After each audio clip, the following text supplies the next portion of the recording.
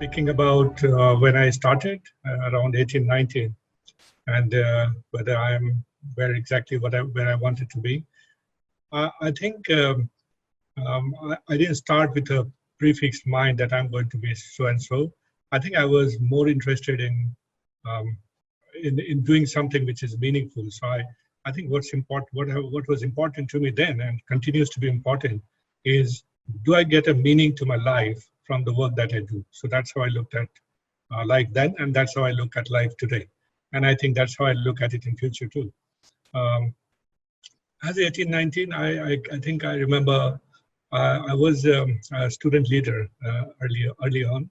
And I was student leader for a very interesting reason. I was not really interested in student politics, but there were two warring factions and they had intense rivalry. And they found me to be the candidate which both sides trusted.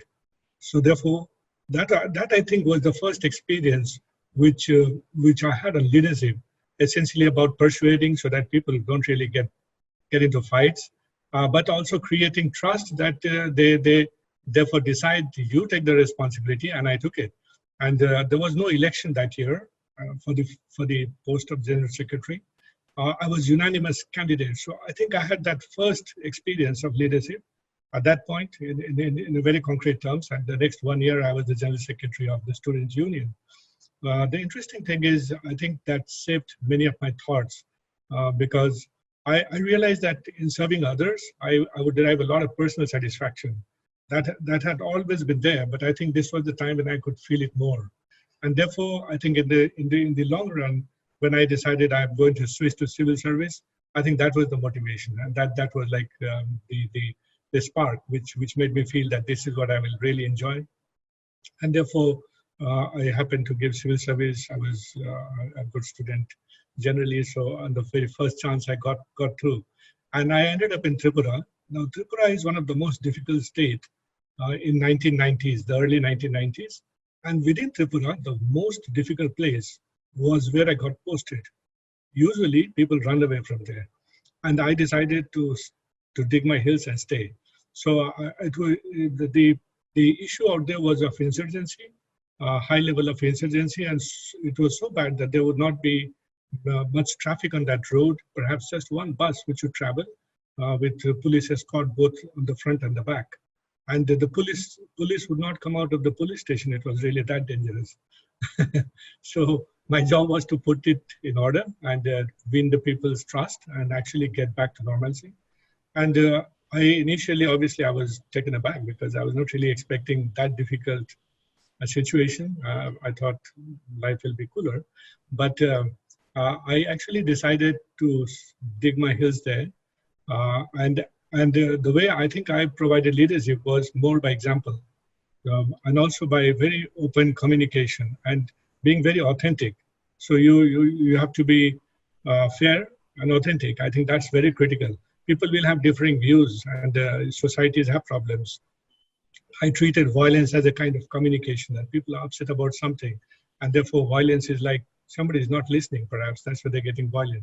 So can we listen? And then obviously there's the issue of law and order, and you have to maintain that too. So you have to be tough for that. So it's a combination of both of it.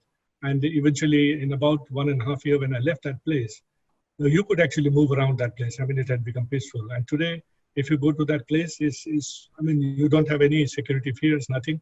Of course, there are lots of other things which go into changing any place, but I think creating that initial confidence is quite important. And that two years which I spent there too, I think shaped me in many ways. And I continued in that journey eventually, working in some remote parts of Tripura. My focus was actually on women empowerment in Tripura, quite heavily towards the second half of my career out there. And I think it was that which got me attention from the Kennedy School in US, and I ended up getting the Masson Fellow admission in the Harvard University. I went on to study. So I think broadly speaking, it's been a combination of that inner drive. I think my approach, which has been about communicating very openly, being very receptive to ideas, not getting too emotional or fearful about things, I think you have to use your emotion positively. So it's not that the emotions don't come to you, but you have to use it in a constructive way rather than let it destroy you by making you very angry. So even anger can actually be managed in such a way that you win people by the authenticity of your anger than by getting completely lost in your anger, which is seen as somebody who just lost himself. So I think managing yourself in a way that exudes or creates confidence in others, I think that has been quite important. And I think finally, as I said, you must enjoy what you are doing. You must feel deeply from within that this is something which you love, and you would be happy to be doing that. You would enjoy doing it till your last day. So I think that feeling is quite important, and I think I had it all along. And public service, in that sense, really was very dear and close to me, to my heart, and continues to remain so.